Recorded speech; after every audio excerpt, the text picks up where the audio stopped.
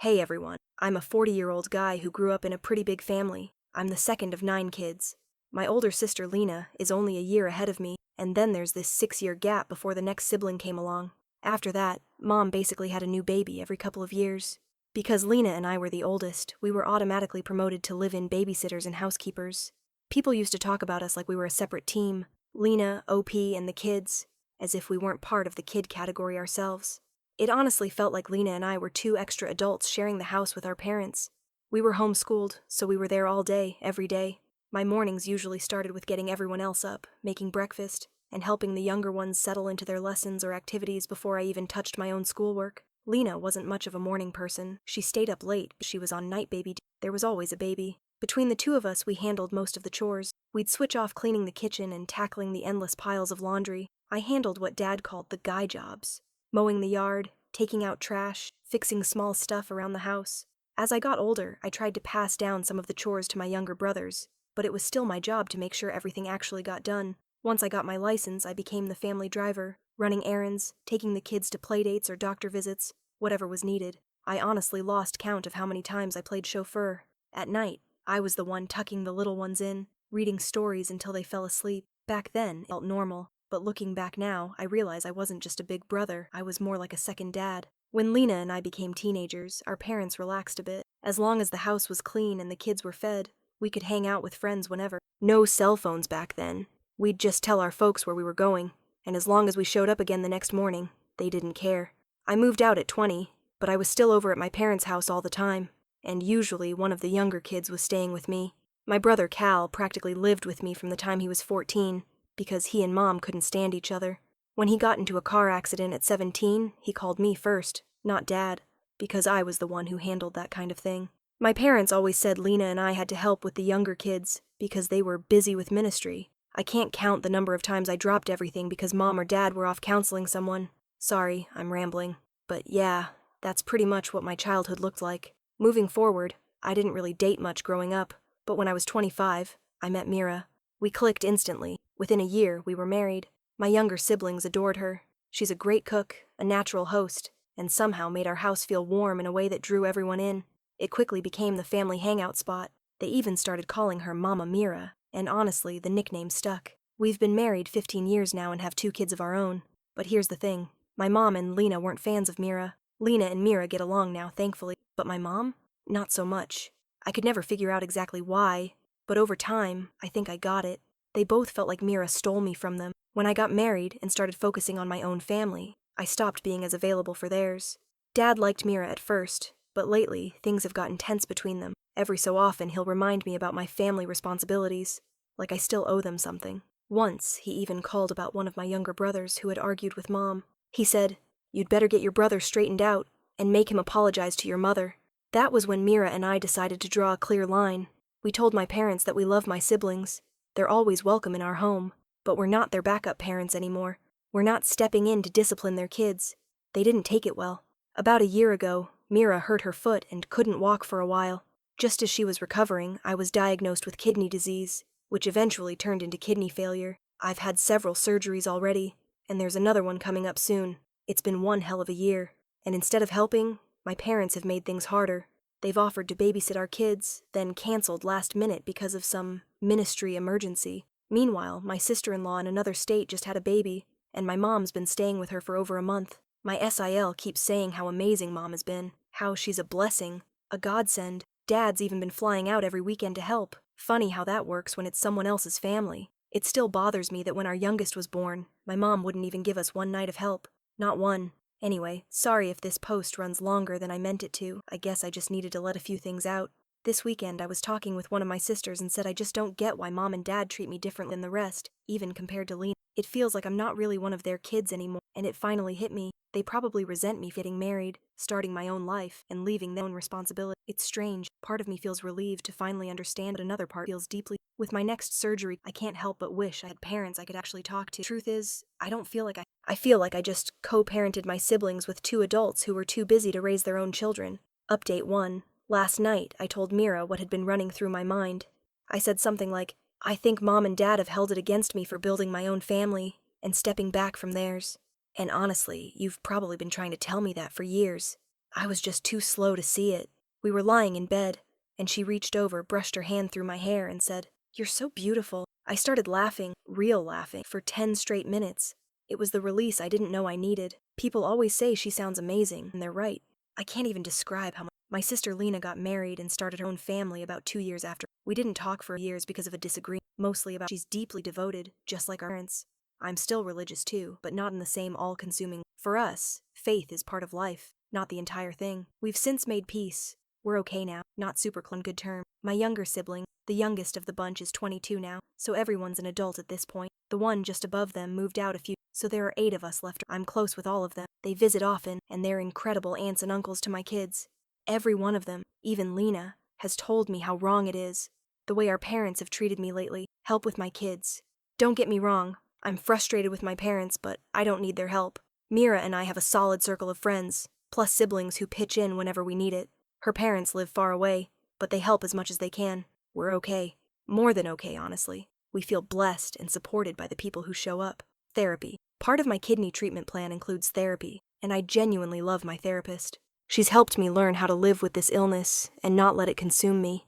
I'm not sure if she's the right person to unpack my family issues with, but I'll ask. Maybe she can recommend someone else who specializes in that kind of thing. If not, I'll wait until after the surgery to bring it up. For now, I need to stay focused on getting through the operation. Setting boundaries. When I say my parents won't help, it's not that they flat out refuse. It's that they offer and then cancel last minute, or change the plan so drastically that it becomes more stressful than helpful. A few months back, Mira got sick, and Mom volunteered to pick up our kids from school. What should have been simple turned into chaos. She kept changing details, confusing schedules, and in the end, my youngest was left waiting alone for a short while. It scared him, and it infuriated me. After that, I finally snapped. I told my parents I was disgusted, that they were making my situation worse when I needed peace to focus on my health. I told them they were no longer allowed to take the kids anywhere, drop by unannounced, or even offer to help, because Mom doesn't understand the word no. She'll wear you down until you give in. They were furious, but the amazing thing? All 7 of my siblings backed me up completely. Since then, my parents have been keeping their distance. Going no contact. A lot of people have told me to cut contact entirely, but I don't want that. Despite everything, I still love my parents, and my kids adore them. I don't want to take that away from them. When they do visit, they're actually wonderful. I don't think my parents are bad. I just think they got in over their heads. They dreamed of a big family and a thriving ministry, but they had no idea how heavy that responsibility would be. I've talked to them before about how unfair it was that Lena and I had to carry so much of the load as kids, and to their credit, they did apologize. About exposing them, some people suggested I should confront them publicly, maybe tell their church what really happened. But that would do nothing. You don't understand this church. They'd probably applaud my parents for putting God first. That's how deep it runs. These ultra-religious folks would see my childhood as a sacrifice for the Lord, not neglect. And honestly, I don't have the energy to fight that battle. I think that's all for now. My surgery's less than 2 weeks away, so that's where my focus has to be. For now, I've decided to hit pause on any serious conversations with my parents. I need to focus on healing first, then I'll figure out what, if anything, to do next. And honestly, I can't thank everyone enough for the support. Reading your comments really helped me sort through emotions I didn't even realize I'd been holding on to. Update 2. Thank you to everyone who reached out to wish me a smooth recovery. My surgery took place last week, and it actually went better than anyone expected. After a year of surgeries and treatments that just felt like survival mode, this kidney transplant finally feels like the first real step toward getting my life back. It's been tough, yeah, and painful, but nowhere near as bad as I imagined. So, no complaints here. Mira keeps joking that she doesn't get enough credit for being funny, so when I told her that a bunch of you laughed at her calling me beautiful, she grinned and said, "I like these Reddit people. That woman can make me laugh even when I'm stitched up and sore." The funny thing is, this whole post started because of a conversation with one of my sisters. I'll call her number 6, since I've run out of names. And yes, she's reading this. And yes, she's already annoyed that I called her that. Anyway, she'd just had an argument with our parents, and I told her how Mira and I had finally drawn clear lines with them, and that maybe she should try it too. She did. And surprise, Mom and Dad didn't take it well. That kicked off a chain reaction. More siblings started stepping up and setting their own boundaries. Even 5 and 9 decided to do the same. It also opened up a lot of overdue conversations about how my parents have treated me this past year while I've been sick. The day before my surgery, Lena, the oldest, called me to check in. We hadn't really talked in years. Somehow that call turned into this long, honest conversation about our childhood. For the first time in a long time, We really connected. It was strange but kind of healing to look back on those years as adults. She's been in therapy for a while now, and she told me her therapist sometimes stops her mid-story and says, "Lena, you just breezed past something seriously traumatic. We need to unpack that." For years, I carried a lot of resentment toward her for how she treated me growing up, but talking to her now, I see it differently. She was just another kid doing her best to survive the same chaos I did. I've got a lot more compassion for her these days. We've been texting constantly since that call, and it's been nice. My parents came to visit me after the surgery, but we didn't touch any of the deeper issues. Still, my siblings tell me Mom and Dad are struggling with all these new boundaries. I keep hoping that one day they'll look around and realize that all 8 of their grown children are disappointed in them, that maybe that'll be the wake-up call they need. But honestly, I'm not holding my breath. They've already framed it as an attack from the devil, which is how they tend to handle anything uncomfortable. So Mira and I have agreed to keep things low contact, minimal communication, firm boundaries. Cutting them off entirely isn't realistic with such a big family. There'd be too many awkward run-ins and family events to navigate. Plus, our kids still want to see their grandparents. I won't take that away from them. I don't expect my parents to change, but I do believe they'll eventually accept the limits we've set. My own mindset toward them has shifted too. I don't feel like I owe them anything anymore. I'll stay in touch because it's what's healthiest for my wife, my kids, and me, not because my parents have somehow earned it. Oh, and good news. I finally got a referral to a family therapist. I've got my first appointment next month, and I'm actually looking forward to it. Update 3. I've tried writing this next part a few times, but every draft either turns into a 10-page medical diary or just falls apart halfway through. So, here goes my best attempt to keep it clear. Back in May 2023, right after my first post, I had my kidney transplant. The recovery process basically took over my whole life for a while, but that's not really why I'm updating. I'll keep the medical details short. At first, everything looked great. I healed faster than expected, and felt stronger than I had in years. Then, out of nowhere, I caught this ridiculous infection that caused a few small setbacks, which snowballed into something much worse. My body started to reject the new kidney. That was a rough time. I spent most of the 2024 holidays bouncing in and out of hospitals, going through different treatments. They were brutal, but they worked. Now, my body shows no signs of rejection, and the infection is gone. Staying healthy and keeping this kidney stable will be a lifelong commitment, but for now, things are steady. Honestly, I haven't felt this good since before getting sick back in 2023. Earlier, I mentioned how Lena and I hadn't spoken for years, and even after reconnecting, we still kept some distance. But after my first post, she reached out again while I was sorting through a lot of emotional baggage. We started talking more deeply about our childhood, and that's when we both learned the word parentification. It hit us hard. That one word summed up our entire upbringing. We were kids forced to act like parents, raising our siblings while our actual parents were off saving the world. We started texting constantly, sharing memories, piecing together the parts of our childhood we'd both tried to forget.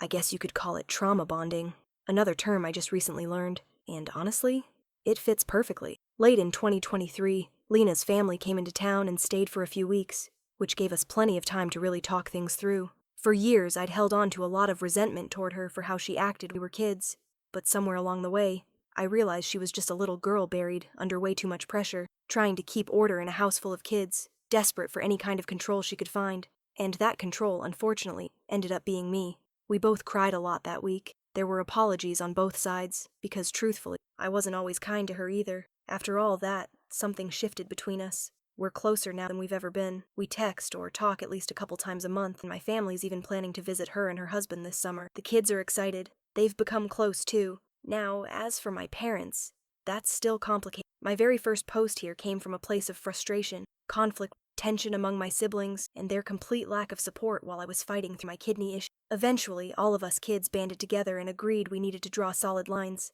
They didn't like that at all.